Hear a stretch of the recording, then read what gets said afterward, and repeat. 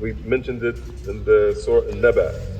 He says, كما يقولون إنها أي هذه السورة العظيمة وما ذكر الله فيها تذكرة للمؤمنين يتذكرون بها ويتأملونها ويتدبرونها فهي مذكرة للمؤمنين. He says, so in this tremendous surah, like it is said in other places, he says, or said in this ayah, كَلَّا إِنَّهَا تَذْكِرَةٌ. So that which Allah subhanahu wa ta'ala is mentioning in this surah and in this particular ayah, he's mentioning that this is a tadhkirah. It is a reminder for the believers so that they can be reminded of it, so they can be reminded of it, and so that they can contemplate upon it, and so they can ponder upon it. So it is a mudhakkira lil mu'mineen. It is that which is reminding the believers. It is reminding the believers. Kalla innaha tadhkira. And the Shaykh says, like it's mentioned, fil ayat al-ukhra, and another ayah, Surah al-Mudaththir, ayah number, inshallah, number 54, Kalla innahu tadhkira. In Surah Abasa, Kalla innaha tadhkira. And in Surah Mudaththir, Kalla innahu tadhkira. No, indeed the Quran is a reminder. Then the Shaykh, he says, this is Surah Al-Mudaththir, wal-Qur'anu tadhkiratun, wa dhikrun, wa tadhkirun. And as we mentioned, the Shaykh doesn't explain it. We're not going to go into details. The Shaykh says that the Quran is a tadhkirah, it's a dhikr, and it's a tadhkir. And they're all from the same root, but they have different specific meanings.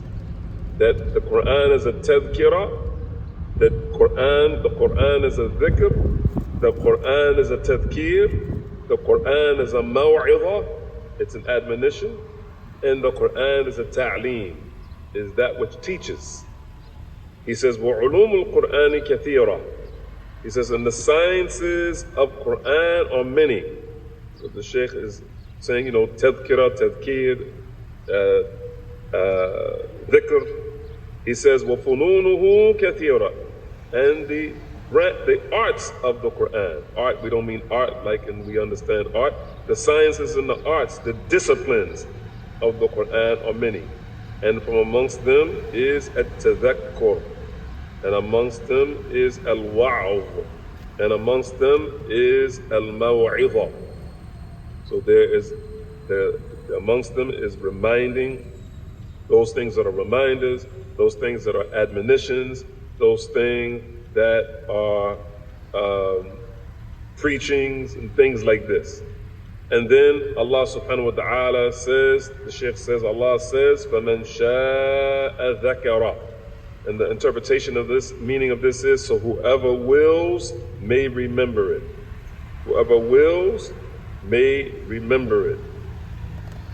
Shaykh Salih, he says, من عنده رغبة للخير وشاء الخير وأراده فإنه يذكر القرآن فهذا دليل على أن العبد له مشيئة وله اختيار وأنه يؤمن باختياره ورغبته أو يكفر باختياره ورغبته لا يجبر على الإسلام أو يكره على الإسلام فهذا راجع إلى اختياره فإذا اختار الخير لنفسه والنجاة لنفسه فإنه يتذكر بالقرآن وإن أراد الإصرار على الكفر والبقاء على الكفر فله ما اختار لنفسه.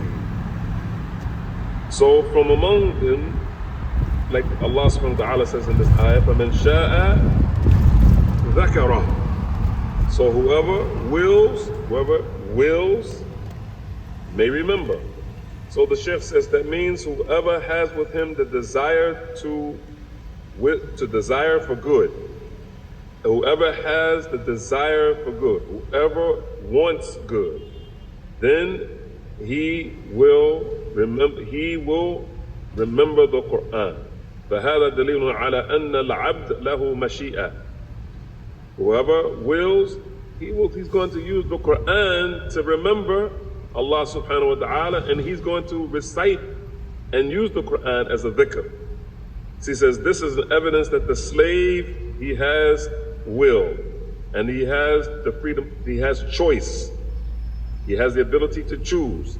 And if he believes that he believes by his choice, and he believes by his desire. And if he wants to disbelieve, that's also by his choice. And that's also by his desire. And he's not going to be forced into Islam. He's not going to be forced to submit to Allah subhanahu wa ta'ala. And he's not going to be coerced to accept Islam and to follow Islam. He says that all this goes back to his ikhtiyar. All of it goes back to his choice. He says, so if he chooses good for himself, and he chooses salvation and safety for himself, then he's going to remember. He's going to remember. He's going to remember, and he's going to use the Quran to remember.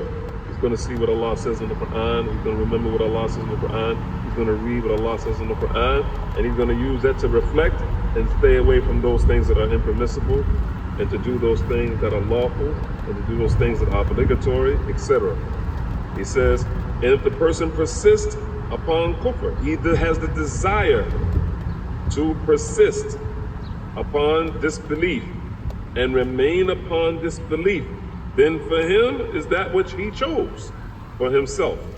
For him is that what he chose from himself, for himself.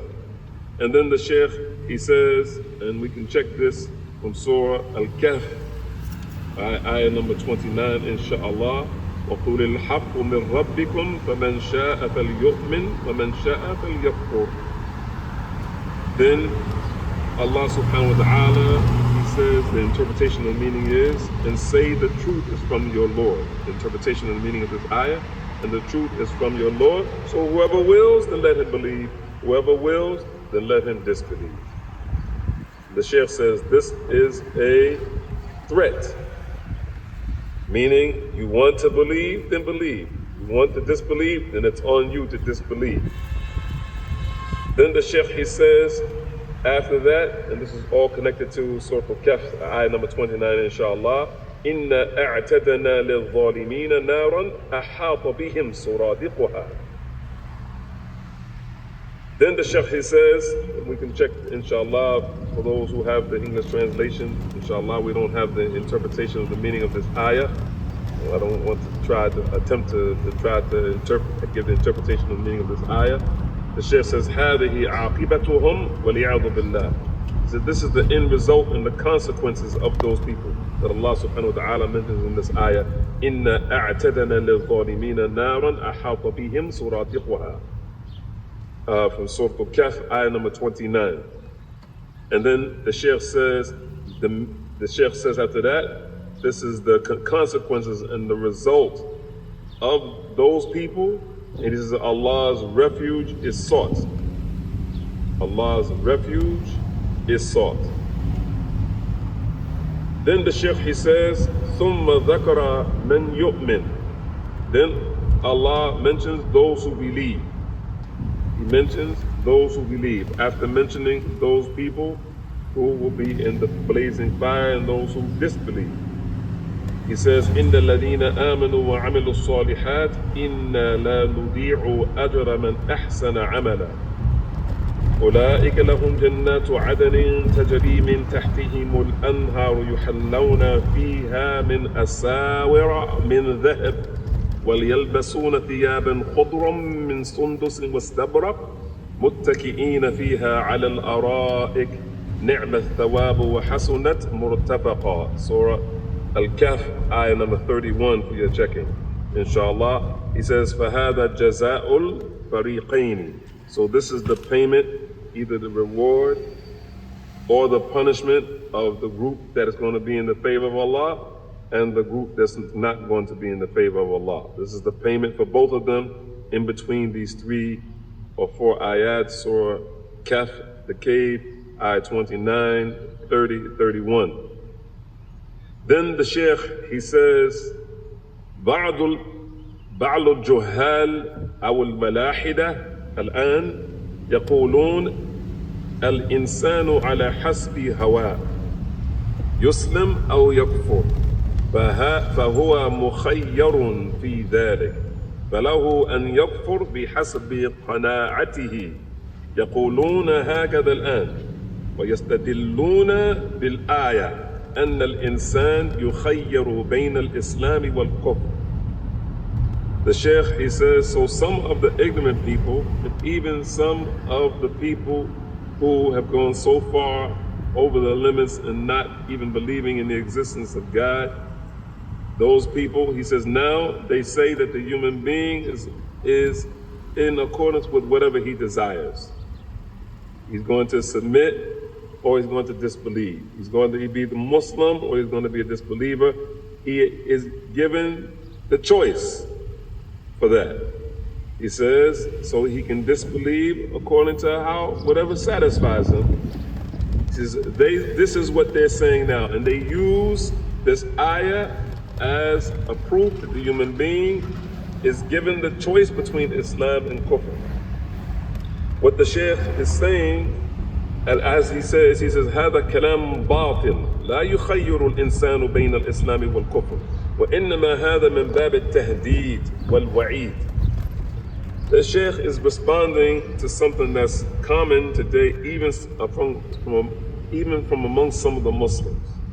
Is that a person has this type of choice to be, in other words, he can freedom of religion. In one aspect, he's mentioning freedom of religion. That a person has the choice to leave Islam if they want, and there's no problem. They can leave Islam, they can accept Islam, they can do this, they can be whatever they want to be. They can believe or they can disbelieve. And he says, هذا كلام باطل لا يخير الإنسان بين الإسلام والكفر. He says the human being doesn't have that choice between Islam and Kufr. He says, وإنما هذا من باب التهديد والوعيد. He says the reality is that this is only from the aspect of threat. ولهذا ذكر جزاء الفريقين المؤمن والكافر. He says because this is only mentioned to show the payment, the reward or the punishment of the two groups, the believer and the disbeliever. فهو يجب عليه فليست المسألة